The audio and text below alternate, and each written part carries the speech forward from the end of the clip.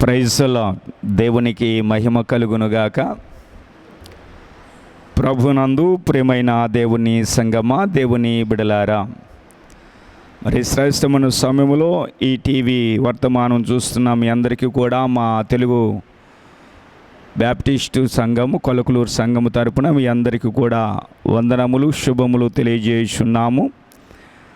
పరిశుద్ధ గ్రంథము నుండి ఆదికాండము 26వ అధ్యాయము 32వ వచనమును చదువుకుందాం. ఆ దినమందే ఇస్సాకు దాసులు వచ్చి తాము తవ్విన బావిని గూర్చి అతనికి తెలియచేసి, మాకు నీళ్లు కనబడినవని చెప్పిరి గనుక దానికి షేబా అను పేరు పెట్టెను. చాలు. దేవుడు తన పరిశుద్ధమైన మాటలను మన ధ్యాన నిమిత్తము ఆశీర్వదించునుగాక. ఆమేన్. ప్రభునందు ప్రియమైన దేవుని సంగమా, దేవుని బిడలారా, ఈ చదువుబడిన వాక్య భాగమును ఒకంత మనము పరిశీలన చేస్తున్నట్లయితే, అబ్రహాము తవ్వించిన బావులను ఫిలిష్తీయులు పూడ్చివేశారు. 26వ అధ్యాయము 1వ వచనం నుండి చదువుకుందాం. అబ్రహాము దినములలో వచ్చిన మొదటి కరువు గాక మరి ఒక కరువు ఆ దేశములో వచ్చెను. అప్పుడు ఇస్సాకు గెరారులోనున్న ఫిలిష్తీయుల రాజైన అబీమెలెకు వద్దకు వెళ్ళెను. చాలు. క్రీస్తునందు ప్రియా దేవుని బిడలారా, అబ్రహాము కూడా ఈ ఫిలిష్తీయుల దేశములో బావులను తవ్వించాడు. అబ్రహాము తవ్వించిన బావులను ఫిలిష్తీయులు పూడ్చివేశారు. అదే విధముగా ఆయన కుమారుడైన ఇస్సాకు ఆ బావులను తిరిగి తవ్వించి ఉన్నాడు. అబ్రహాము వాటికి ఏ పేరు పెట్టెనో తిరిగి మరలా ఇస్సాకు వాటికి ఆ పేర్లు పెట్టెను. ఈ బావులు త్రవ్వించుచున్నప్పుడు ఇస్సాకు కాపరులకు, గెరారు కాపరులకు జగడాలు, గొడవలు, కలహాలు జరిగినవి. ఈ బావులను గూర్చి, వారికి వచ్చిన జగడములను గురించి మనము చూసినట్లయితే, ఇక్కడ 4 బావులు మనకు కనబడుచు ఉంటున్నవి. ఈ 4 బావులకు 4 పేర్లు ఇస్సాకు పెట్టాడు. ఈ 4 బావుల్లో మొదటి బావును గురించి తెలుసుకుందాం. రండి, పరిశుద్ధ గ్రంథము నుండి ఆదికాండము 26వ అధ్యాయం 20వ వచనం. 20వ వచనం.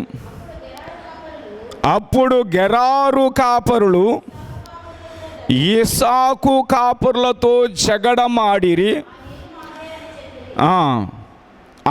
ఈ నీరు మాదే అని చెప్పిరి గనుక వారు తమతో కలహించినందున అతడు ఆ బావికి ఏషేకు అని పేరు పెట్టెను. చాలు. క్రీస్తునందు ప్రియా దేవుని బిడలారా, మొదటి బావి పేరు ఏషేకు. ఏషేకు అనగా అర్థము ఏమిటి అని అంటే జగడము అని అర్థం. క్రీస్తునందు ప్రియా దేవుని బిడలారా, వారు ఈ నీరు కోసం కలహించినందున ఆ బావికి జగడము అనే పేరు వచ్చినది. అసలు మనుషుల మధ్య కలహాలు, జగడాలు ఎందుకు వస్తూ ఉంటాయి? ఎందుకు వస్తూ ఉంటాయి? ఈ కలహము, జగడాలు ఎందుకు వస్తూ ఉంటాయి అంటే గర్వం వలనే. దేని వలన? గర్వము వలనే జగడము పుచ్చును. సామెతల గ్రంథము 13వ అధ్యాయం 10వ వాక్య భాగాన్ని ఒకసారి చదువుకుందాం. గర్వము వలన జగడమే పుచ్చును, చాలు. క్రీస్తునందు ప్రియా దేవుని బిడ్డలారా, గర్వము వలన జగడమే పుట్టును అని పరిశుద్ధ గ్రంథములో మనకు కనబడుతూ ఉంటున్నది. ఈనాడు గర్వాన్ని బట్టి, ఈనాడు తనకున్న గర్వాన్ని బట్టి ఆ గర్వము ద్వారా ఏమొస్తున్నవి అనంటే కలహాలు, జగడాలు వస్తూ ఉంటున్నాయి.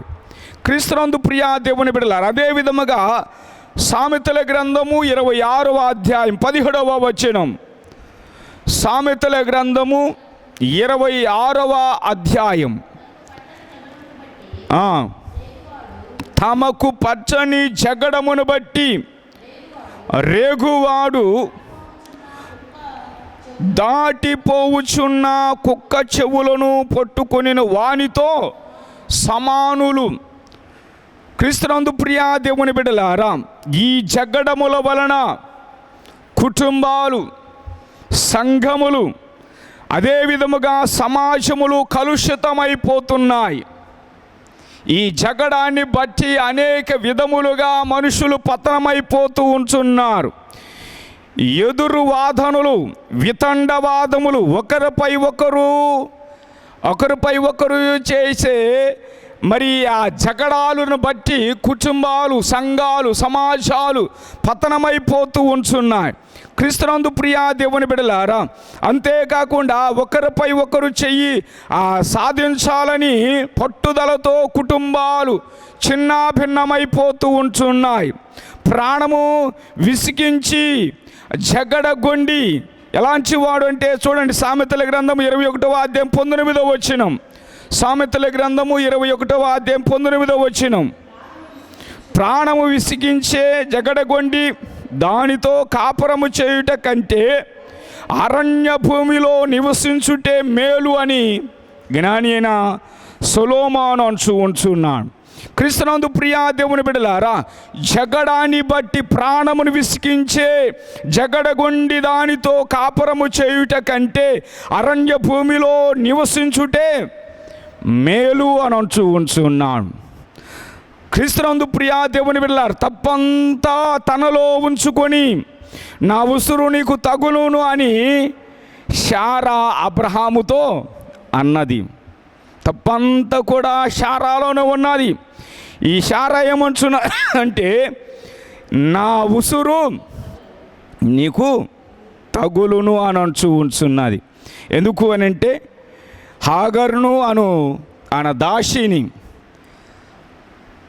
శారా యొక్క దాసి హాగరు దాసిని అబ్రహాము కవిగిటిలో చేర్చినది. తరువాత ఆమె ఒక కుమారుని కన్న తర్వాత హాగరు ఈమెను శారాను చిన్న చూపు చూసినది.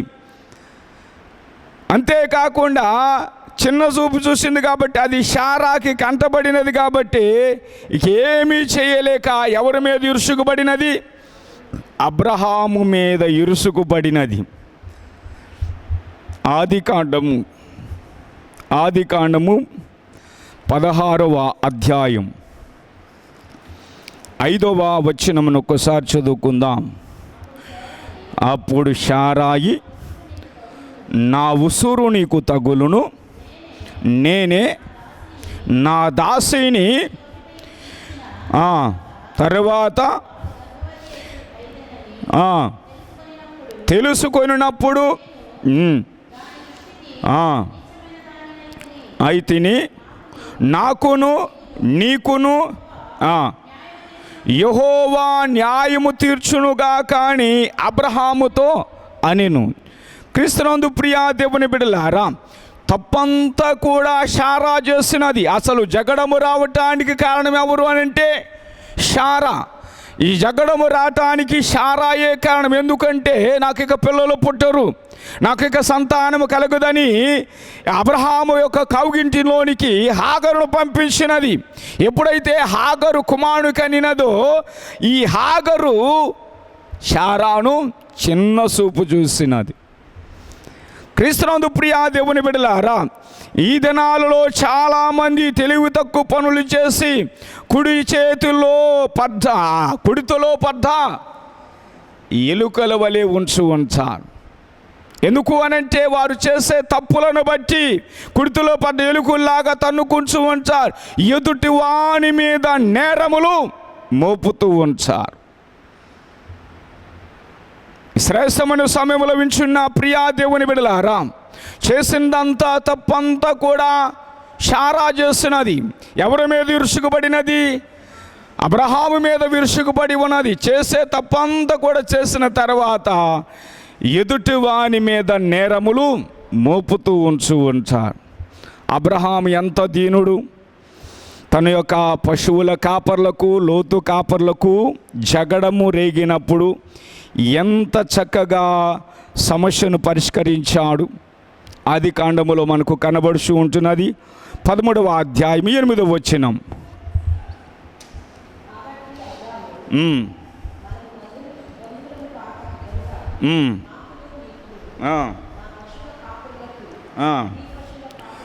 నీ పశువుల కాపర్లకు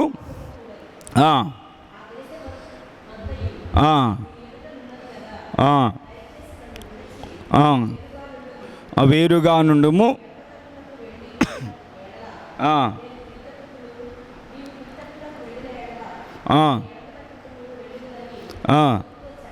లోతుతో చెప్పగా లోతు తను కన్నులెత్తి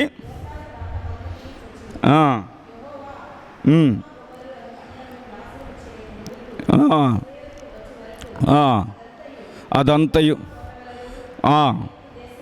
ఐగుప్తు దేశం వలె కనబడెను. చాలు. క్రీస్తునందు ప్రియా దేవుని బిడ్డలారా, అబ్రహామును బట్టి లోతు దీవించబడ్డాడు కాబట్టినే అబ్రహాము దీనుడుగా ఉన్నాడు.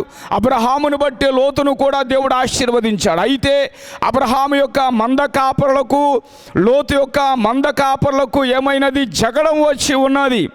అయితే జగడం వచ్చినప్పుడు వారు ఏదో ఒక 4 మాసాలు ఎగదోసి మంట రేపేవారే కానీ చల్లార్చేవారు ఈనాడు ఎవరు కనబడటం లేదు. ఒక జగడం వచ్చినదంటే దాన్ని చల్లార్చేవారిలాగా ఉండాలి కానీ దానిని మంట రేపేవారిలాగా ఉండకూడదు. దేవుని బిడ్డలు తమ యొక్క ఆ స్థితిని బట్టి వారు ఎలాగుంటారంటే జగడమునకు వెనుకంజ వేస్తూ ఉంటారు. క్రీస్తునందు ప్రియా దేవుని బిడ్డలారా, తమ హావభావముల ద్వారా గర్వాన్ని ప్రదర్శించి ఆ జగడాన్ని రేపేవారిలాగా ఉండరు. ఎందుకు అనంటే దేవుని ఎరిగిన వారు ఎలాగుంటారంటే అణిగి ఉంటారు, తగ్గింపు జీవితం కలిగి ఉంటారు. అదే విధముగా మనము కూడా ఎలాగుండాలంటే మన యొక్క జీవితాల్లో వచ్చే గర్వాన్ని బట్టి జగడాలు రేపుకునేవారులాగా ఉండకూడదు. దేవుని యొక్క బిడ్డలుగా ఉంచిన మనము ఆ గర్వాన్ని విడిచిపెట్టాలి. నాశనానికి ముందు గర్వము నడుచును. క్రీస్తునందు ప్రియా దేవుని బిడలారా, ఈ దేవుని యొక్క బిడలలో ఏముండకూడదంటే గర్వము ఉండకూడదు. గర్వం వల్ల వచ్చేది ఏమిటి? నాశనమే, జగడమే.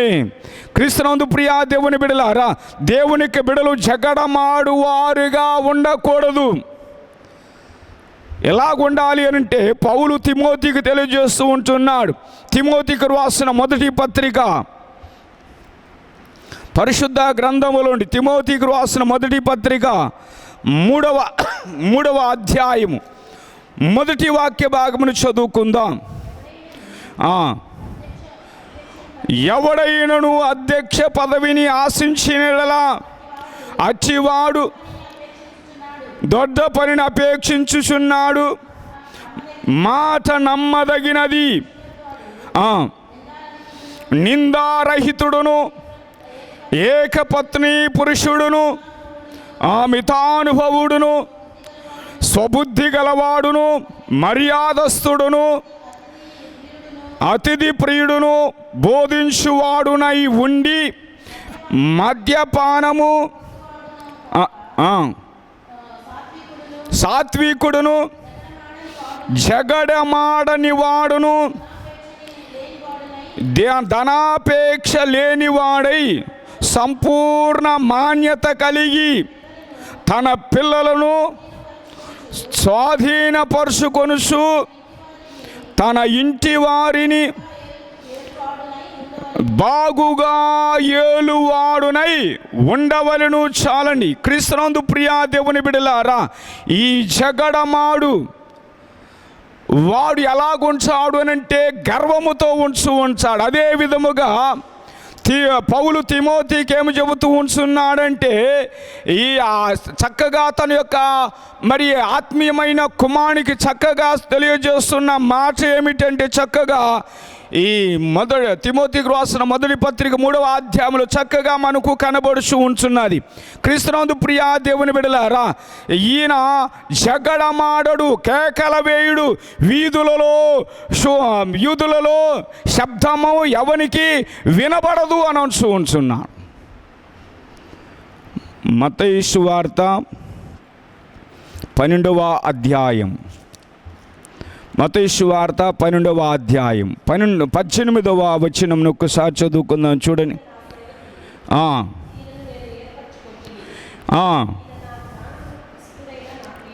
నా ప్రియుడు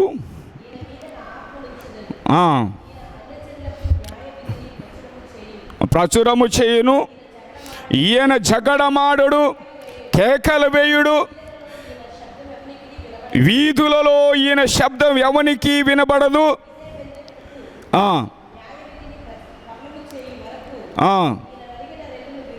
విరువడు, ఆర్పడు. చాలు. క్రీస్తునందు ప్రియా దేవుని బిడ్డలారా, దేవుడు అంటున్నాడు, ఇదిగో ఈయన నా సేవకుడు, ఈయన జగడమాడడు, కేకలు వేయడు, వీధులలో ఈయన శబ్దం ఎవనికి వినబడదు. క్రీస్తునందు ప్రియా దేవుని బిడ్డలారా, ఈయనకు మనము వారసులము అనే సత్యాన్ని మనము మర్చిపోకూడదు. యేసుక్రీస్తు ఎలాగైతే ఉంచున్నాడో జగడమాడని వాడిగా ఉంచున్నాడు. అంతేకాకుండా ఈయన నా సేవకుడు, కేక వేయడు, వీధులలో ఈ శబ్దము ఎవనికి వినబడదు అని చక్కగా తెలియజేస్తూ ఉంటున్నాడు. అందును బట్టే యేసుక్రీస్తుకు మనము వారసులం అన్న సత్యాన్ని మనము మరువకూడదు. ఈ ఫిలిష్తీయులు ఎలాగున్నారు అంటే, జగడమాడినందున ఆ బావికి ఏ పేరు వచ్చినది? ఏషేకు అని పేరు పెట్టబడినది.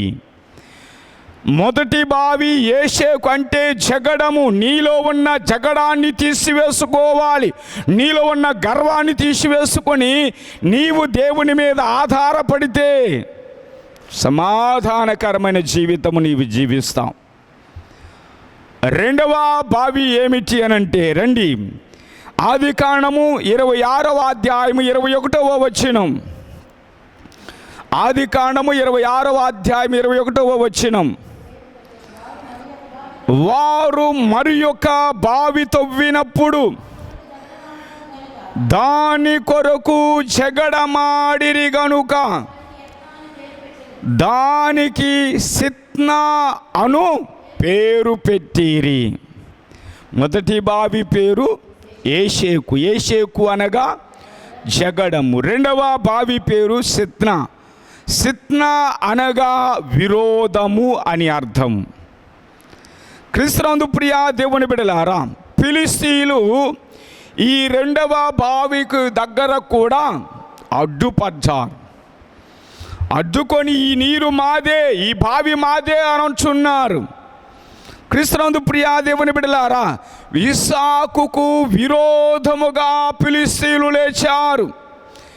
ఎవరైనా ఒక మంచి పని చేస్తూ ఉంటే దానిని ఎలాగైనా అడ్డుకోవాలని కొంతమంది దుష్ట పన్నాగములు చేస్తూ ఉంటారు.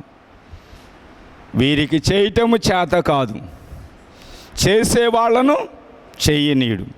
క్రీస్తునందు ప్రియా దేవుని బిడ్డలారా, అదే విధముగా చేసే పనిని చెయ్యనీయకుండా ఈ ఫిలిష్తీయులు ఏం చేశారు అనంటే అడ్డుపడ్డారు. సంఖ్యాకాండము 12వ అధ్యాయం 8వ వచనమును ఒక్కసారి చదువుకుందాం. సంఖ్యాకాండము 12వ అధ్యాయం 8వ వచనం.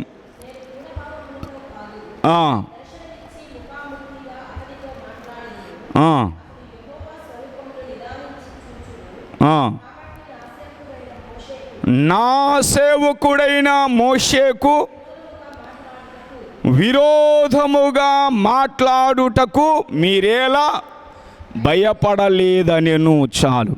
క్రీస్తునందు ప్రియా దేవుని బిడ్డలారా, మోషే పెండ్లి చేసుకున్న ఆ స్త్రీని బట్టి మిరియాము అహరోనులు విరోధముగా మాట్లాడారు. ఈ మాట్లాడినందుకు దేవుడేమంటున్నాడు అంటే, నా సేవకుడైన మోషేకు విరోధముగా మాట్లాడుటకు మీరేలా భయపడలేదు. క్రీస్తునందు ప్రియా దేవుని బిడ్డలారా, ఈనాడు తీర్పు తీర్చడానికి మనం ఎంతటి వారము, దేవుడే తీర్పు తీర్చేవాడు. అదే విధముగా మోషే పెండ్లి చేసుకున్న స్త్రీని బట్టి మిరియాము అహరోనులు విరోధముగా మాట్లాడి ఉన్నారు. దేవుని యొక్క బిడలకు విరోధముగా లేస్తే దేవుడు ఊరుకుంటాడా? ఏమ్మా, దేవుని యొక్క బిడలకు విరోధముగా లేస్తే దేవుడు ఊరుకుంటారు? ఊరుకోడు. దేవుడే పగ తీర్చుకుంటాడు. ఎలాంటి పడగా అంటే రండి, కీర్తనల గ్రంథము 18వ కీర్తన 47వ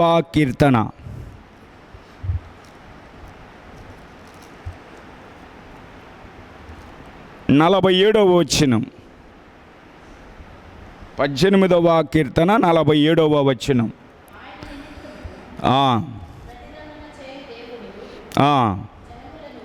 జనములను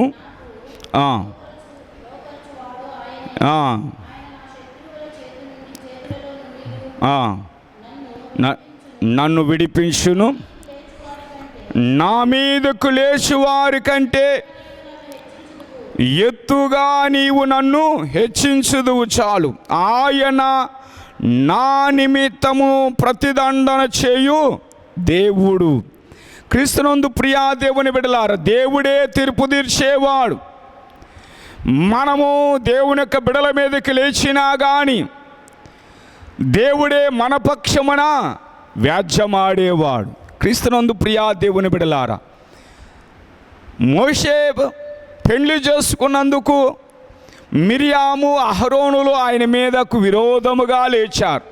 అయినా దేవుడు గర్దించారు, మీరెందుకు భయపడలేదు? ఈనాడు దేవుడంటే భయము లేదు, దేవుని యొక్క సేవకులంటే భయము లేదు. ఎలాగు పడితే అలాగూ మాట్లాడుచు ఉంటున్నారు. క్రీస్తునందు ప్రియా దేవుని బిడ్డలారా, మాట్లాడారు. మిరియాము ఎంత సొంత బంధువులే, సొంత అక్క అన్న ఇద్దరు కూడా సొంత వారే. ఆ మాట్లాడినప్పుడు మీరెందుకు భయపడలేదు అని దేవుడు ప్రశ్నించాడు. అందుకనే మిరియాముకు ఏమేచ్చాడు? కుష్ఠరోగముతో మొత్తాడు. క్రీస్తునందు ప్రియా దేవుని కుష్ఠరోగముతో మొత్తాడు. దేవుని సేవకుల మీదకు వెళ్ళిన వారి మీదకు దేవుని యొక్క ఉగ్రత వస్తూ ఉంటున్నది. క్రీస్తునందు ప్రియా దేవుని బిడ్డలు, అదే విధముగా దాతాను, అబిరహాము, కోరహు వీరందరూ 250 మంది మోషే అహరోనులకు విరోధముగా పోగయ్యారు. యెహోవా దేవుడు వారి మీద తన యొక్క ఆగ్రహాన్ని చూపించాడు. వారిని, వారి యొక్క కుటుంబములను, కోరహు సంబంధులను భూమి తన నోరు తెరిచి మృంగివేసినది. మీరేనా యాజకత్వము చేసేది? మేము చేయలేమా? మీరేనా ధూపార్తి అర్పించేది? మేము చేయలేమా అని మోషే మీద, అహరోనుల మీద విరోధముగా లేచారు. క్రీస్తునందు ప్రియా దేవుని బిడ్డలారా, విరోధముగా లేచినందుకు భూమి తన నోరు తెరిచి మింగివేసెను. సంఖ్యాకాండము 16వ అధ్యాయం. సంఖ్యాకాండము 16వ అధ్యాయము 32వ వచనం. భూమి తన నోరు తెరిచి వారిని, వారి కుటుంబములను, కోరహు సంబంధులందరినీ, వారి సమస్త సంపాద్యమును మృంగివేసెను. క్రీస్తునందు ప్రియా దేవుని బిడ్డలారా, వీరు మోషే అహరోనుల మీదకు వీరు విరోధముగా లేచారు కాబట్టినే దేవుడు భూమికి ఆజ్ఞాపించినప్పుడు భూమి తన నోరు తెరిచి వారిని మృంగివేసిన. అరణ్యాత్రములు ఎన్నో మార్లు మోషే మీద తిరుగుబాటు చేశారు. ఆయనకు విరోధముగా పోగయ్యారు. ఆయనకు విరోధముగా గుంపు కూడిన వారిని ఆయన వారి పక్షముగా ఉండి చక్కగా ఆయనే తీర్పు తీర్చి ఉన్నాడు. క్రీస్తునందు ప్రియా దేవుని బిడ్డలారా, సిత్నా అనగా విరోధం, ఏషేకు అనగా జగడం. అదే విధముగా మోషే 4 బావులు తవ్వించాడు. ఒక్కొక్క బావి ఒక్కొక్క రకముగా మనకు కనబడుచు ఉంటున్నది. అందును బట్టే మనము జగడమాడేవాడులాగా ఉండకుండా, విరోధముగా ఉండకుండా దేవుని మీద ఆధారపడితే, దేవునికి లోబడితే శ్రేష్టమైన దీవెనలు, ఆశీర్వాదములు దేవుడు మనకు దయచేస్తూ ఉంటాడు. అలాంటి దీవెనల ఆశీర్వాదములు ప్రతి ఒక్కరు కూడా పొందుకొని జీవించేవారిలాగా ఉండాలని ఈ మాటల ద్వారా ముగించుకొనిస్తున్నాం. దేవుడు తన పరిశుద్ధమైన మాటలను మన యొక్క వినికిడిలో దీవించి ఆశీర్వదించునుగాక. ఆమేన్. ప్రార్థన చేద్దాం. దేవుడు తన యొక్క వాక్యము ద్వారా నిన్ను దర్శించి ఉన్నాడు కాబట్టి ప్రతి ఒక్కరము కూడా మరి మనలో ఉన్న జగడమును బట్టి, మనలో ఉన్న గర్వమును బట్టి, మనలో ఉన్న విరోధాన్ని బట్టి ప్రతి ఒక్కరము కూడా ప్రార్థన చేద్దాం. అవన్నీ కూడా తొలగిపోవాలి. నా జీవితంలో సమాధానాన్ని దేవుడు దాచేలాగున్న ప్రతి ఒక్కరము కూడా ప్రార్థన చేద్దాం.